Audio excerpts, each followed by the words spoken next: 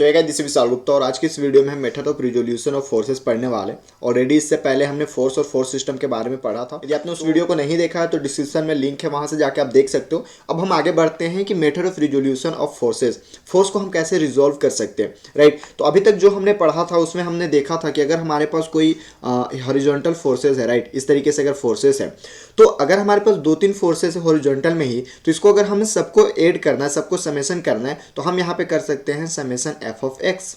उसी तरीके से अगर हमारे पास कोई वर्टिकल है, राइट, अगर हमारे पास कोई वर्टिकल बहुत सारा 3-4 अगर वर्टिकल फोर्सेस है और इसको अगर हमें ऐड करना है सबको, तो हम कर सकते हैं समेशन एफ ऑफ वाई।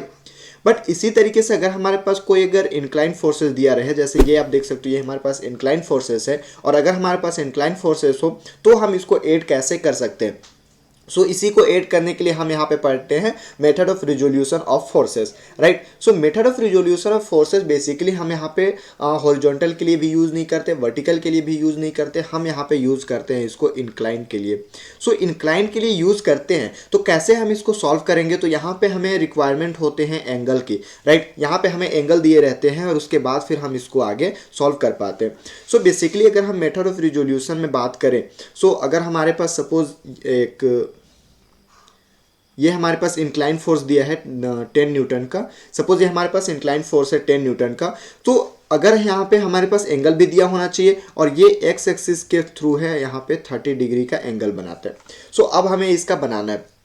सो इसको कैसे हम इसका समेशन करेंगे, कैसे इसको सॉल्व करेंगे। सो बेसिकली यहाँ पे दिया गया है कि जो भी हमारे पास इसके एक्स एक्सिस और वाई एक्सिस, हम भले ही हॉरिजॉन्टल और वर्टिकल को नहीं पढ़ रहे हैं, हम केवल इंक्लाइन फोर्सेस पढ़ रहे हैं, बट हमें यूज़ करना है दोनों को। हम यहाँ पे यूज़ करेंगे वर्टिकल और हॉरिजॉन्टल दोनों। तो अगर यहाँ पे हॉरिजॉन्टल फोर्सेस अगर देखा जाए तो ये हमारे पास हॉरिजॉन्टल फोर्सेस हो गया और ये हमारे पास वर्टिकल फोर्सेस हो गया, राइट। इस अगर हम पॉइंट से निकालें तो ये हमारे पास वर्टिकल फोर्सेस और ये हमारे पास हॉरिजॉन्टल फोर्सेस हो गया। सो वर्टिकल के साथ जिसके साथ एंगल होगा उसमें हम साइन और कोस को लेते हैं, राइट, आपको पता है। तो जिसके साथ एंगल होगा उसके साथ हम कोस लेंगे, जिसके साथ एंगल नहीं होगा उसके साथ हम साइन लेंगे। सो बेसिकली अगर यहाँ पे हम देखें तो 10 न्यूटन का जो हमारे पास इंक्लाइन फोर्सेस है ये हो जाएगा 10, एंगल किसके साथ है, तो एक्स एक्सिस के साथ है, हॉरिजॉन्टल के साथ है, तो यहाँ पे हमारे पास हो जाएगा 10 cos ऑफ 30 डिग्री। उसी तरीके से अगर हम यहाँ पे बात करें, राइट, उसी तरीके से अगर इसमें देखें तो ये हमारे पास हो जाएगा 10 sin ऑफ 30 डिग्री। अब रही बात यहाँ पे एंगल की, क्योंकि हम ये आपको पता है कि फोर्स जो है वो वेक्टर क्वांटिटी है। सो वेक्टर क्वांटिटी में हमारे पास मैग्नीट्यूड और डायरेक्शन दोनों होता है। तो मैग्नीट्यूड तो हमने देख लिया, डायरेक्शन कैसे होगा।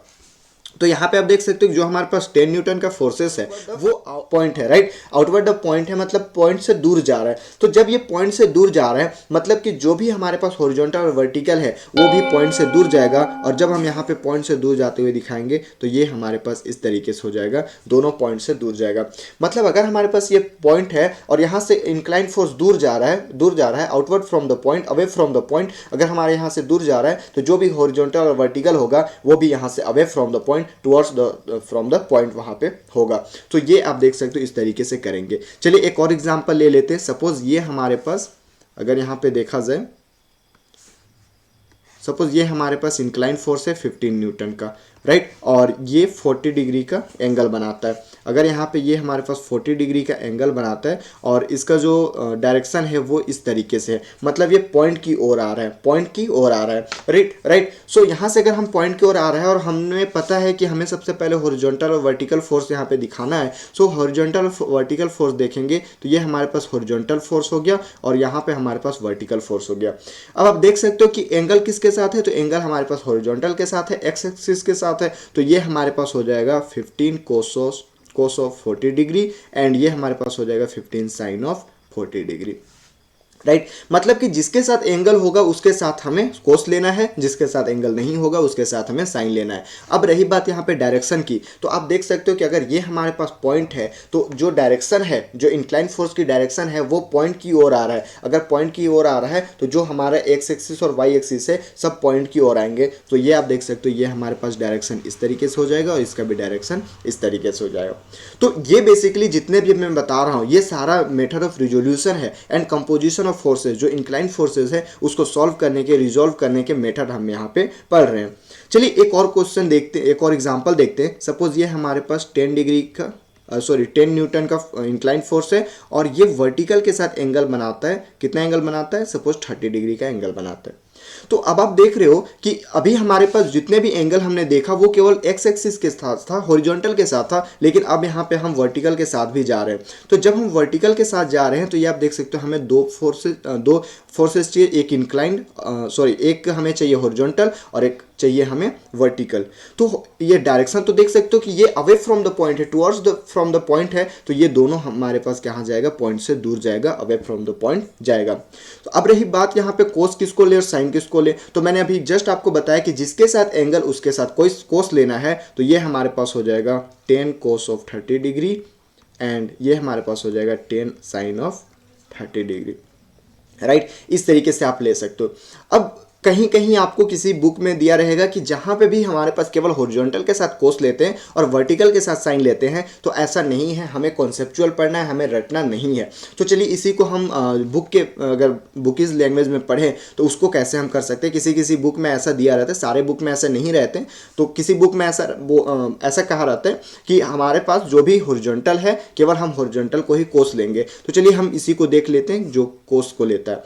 सो सपोज ये हमारे पास, ये आप देख सकते हो एंगल है हमारे पास 30 डिग्री एंड ये हमारे पास 10 न्यूटन हो गया। तो जो यहाँ पे कोस लेगा, जो हॉरिजॉन्टल के साथ कोस लेगा, उसको ऑब्वियस सी बात है यहाँ पे क्या चाहिए? एंगल चाहिए, क्योंकि कोस किसके साथ होगा? जिसके साथ एंगल होगा उसमें हम कोस लेते हैं। तो एंगल होगा तो ये एंगल कितना हो जाएगा? 60 डिग्री। एक्चुअली ये डायग्राम थोड़ा और इधर होना चाहिए, बट कोई बात नहीं, हमें यहाँ पे कॉन्सेप्ट सीखना है, हमें एंगल नहीं बनाना है, राइट। तो अगर ये कोस से 60 डिग्री हो जाएगा तो ये हमारे पास हो जाएगा 10 cos ऑफ 60 डिग्री एंड ये हमारे पास हो जाएगा 10 sin ऑफ 60 डिग्री। अब आप यहाँ पे अगर सॉल्व करोगे, ये चीज़ आप देखोगे तो क्या दोनों में डिफरेंस है? अगर हम इन दोनों की बात करें, अगर हम इन दोनों को देख लें, इन दोनों को अगर हम देख लें तो क्या दोनों में डिफरेंस है? अगर इसका वैल्यू निकालना चाहें तो ये हो जाएगा 10 इंटू 1/2 और यहाँ पे भी अगर हम देखें तो 10 इंटू 1/2 हो जाएगा। यहाँ पे अगर हम इसका वैल्यू निकालें तो 10 इंटू √3/2 और इसका वैल्यू निकालें तो 10 इंटू √3/2। सो बेसिकली आप ऐसा नहीं करना है कि हमें ऐसा रटना नहीं है कि केवल हॉरिजॉन्टल के साथ ही हम कोस लेंगे और वर्टिकल के साथ साइन लेंगे, ऐसा नहीं करना है। आपको एक कॉन्सेप्ट याद रखना है, जिसके साथ एंगल उसके साथ कोस, जिसके साथ एंगल नहीं उसके साथ साइन। तो इस तरीके से आप यहाँ पे देख सकते हो, हमने प्रूव करके भी देखा कि कहाँ पे कैसे सॉल्व हमें करना है। अब चलिए एक दो और एग्जाम्पल हम कर लेते हैं ताकि और भी इजी वे में आपको समझ में आने लगे, राइट। सो अगर यहाँ पे एक और एग्जाम्पल अगर हम लेते हैं तो ये आप देख सकते हो। चलिए इस एग्जाम्पल को हम करके देखते हैं। यहाँ पे सपोज हमारे पास कोई ऑब्जेक्ट ए है और उस पर इंक्लाइन फोर्स लगा है 15 किलो न्यूटन का। अभी हम इससे पहले जो मैंने आपको दिखाया वो नॉर्मल थे, लेकिन अब हम धीरे धीरे कॉन्सेप्ट की ओर बढ़ रहे हैं, धीरे धीरे हार्डनेस अब क्वेश्चन में आएगा। तो इस तरीके से आप देख सकते हो कि अभी हमारे पास जो ऑब्जेक्ट है उस पर 15 किलो न्यूटन का यहाँ पे हमारे पास फोर्सेस लग रहे हैं जो कि इंक्लाइन फोर्स है। अब हम इसको दो तरीके से सॉल्व करेंगे। एक तरीका तो हमारे पास हो जाएगा कि जो अभी मैंने बताया कि हॉरिजॉन्टल के साथ हम एंगल लेके बनाएंगे और एक यहाँ पे हम बनाएंगे वर्टिकल के साथ एंगल लेके। लेकिन उससे भी कहीं जरूरी ये है कि हमारे पास अब यहाँ पे आप देख सकते हो दो पॉइंट है, एक ये पॉइंट रहा और एक ये पॉइंट रहा। तो हम दोनों पॉइंट से देख सकते हैं ना, अगर हमारे पास कोई फोर्सेस अगर लगाना है, सपोज ये हमारा एक ऑब्जेक्ट है, अगर हम यहाँ पे फोर्स लगा रहे हैं तो अगर यहाँ से अगर हम फोर्स लगाते हैं तो इस पर भी फोर्स काम करेगा और इस पर भी फोर्स काम करेगा, दोनों पे एक फोर्स काम करेगा। तो बेसिकली अगर हम यहाँ पे बात करें, ये चीज़ आप देख सकते हो, तो हम यहाँ पे भी फोर्स निकाल सकते हैं, यहाँ पे भी फोर्स निकाल सकते हैं। मैंने फोर्स का आपको डेफिनेशन बताया था कि फोर्स का डेफिनेशन क्या था कि ये अगर हम इस पे कोई भी एक्सटर्नल फोर्स लगाते हैं, एक्सटर्नल कोई हम फोर्स लगाते हैं तो इसका ऑब्जेक्ट का जो ये ऑब्जेक्ट अपने स्थान से वन प्लेस टू अदर ये स्थानांतरित हो जाएगा, राइट। सो अगर हम यहाँ पे देखो, अगर हम यहाँ पे फोर्स लगाते हैं तो यहाँ पे भी फोर्स वर्क करेगा, यहाँ पे भी फोर्स वर्क करेगा, तो हम दोनों पॉइंट पे निकाल सकते हैं। तो इसी तरीके से हम यहाँ पे भी फोर्स निकालेंगे और यहाँ पे भी फोर्स हम यहाँ पे निकालेंगे। तो चलिए देख लेते हैं। सो अगर हमें इस वाले पॉइंट पे, सपोज इसको मैं स्मॉल ए नाम दे देता हूँ, इसको मैं स्मॉल बी नाम देता हूँ। तो अगर हमें स्मॉल ए पे फोर्स निकालना होगा तो हम क्या करेंगे, यहाँ पे देख सकते हो आप, एक हॉरिजॉन्टल हमें फोर्स बनाना होगा और एक वर्टिकल फोर्स बनाना होगा। सो हॉरिजॉन्टल के साथ अगर यहाँ पे 60 डिग्री एंगल है तो इसको हम क्या लिख सकते हैं, 15 cos ऑफ 60 डिग्री एंड इसको हम लिख सकते हैं 15 sin ऑफ 60 डिग्री। उसी तरीके से अगर हमें इस पॉइंट पे निकालना हो, इस पॉइंट पे निकालना हो तो यहाँ पे भी हम बनाएंगे हॉरिजॉन्टल और वर्टिकल, राइट। सो सबसे पहले अगर हम इसका एंगल देखें, अगर पॉइंट स्मॉल ए पे एंगल देखें तो क्या हो रहा है, ये पॉइंट की ओर आ रहा है, मतलब दोनों पॉइंट की ओर जाएगा। और यहाँ से देखें तो ये पॉइंट से दूर जा रहा है। अगर हम पॉइंट स्मॉल बी पे देखें तो ये पॉइंट से दूर जा रहा है, तो हम इसमें भी पॉइंट से दूर जाते बनाएंगे और इसमें भी पॉइंट से दूर जाते बनाएंगे। अब यहाँ पे देख सकते हो यहाँ पे एंगल कितना हो जाएगा 60 डिग्री, और ये अगर हम यहाँ पे देखें तो ये हमारे पास हो जाएगा 15 cos ऑफ 60 डिग्री एंड ये हमारे पास हो जाएगा 15 sin ऑफ 60 डिग्री। सर ऐसा क्यों किया? सर ऐसा इसलिए किए क्योंकि यहाँ पे देखो एंगल है 60 डिग्री का, इसलिए हमने जिस साइड मैंने आपको बताया था कि जिधर हमारे पास एंगल होगा उधर हम क्या लेंगे, कोस लेंगे। सो यहाँ पे आपको थोड़ा सा हौच पौच हुआ होगा, इसलिए मैं यहाँ पे आपको फिर से दिखाने की कोशिश कर रहा हूँ। अगर यहाँ पे हम बात करें, राइट, ये चीज़ आप यहाँ पे देख सकते हो। सपोज हम अभी इस ऑब्जेक्ट को नहीं ले रहे हैं, हम बस इस ये जो हमारे पास 15 किलो न्यूटन का इंक्लाइंड फोर्स है उसको हम ले रहे हैं। ये आप देख सकते हो 60 डिग्री का एंगल है। अब हमें दोनों पॉइंट पे निकालना है, एक तो इस पॉइंट पे निकालना है, एक इस पॉइंट पे निकालना है। तो हम दो चीज़ ले रहे हैं, ये हमारे पास हो जाएगा 15 किलो न्यूटन का और ये हमारे पास 60 डिग्री का एंगल हो जाएगा।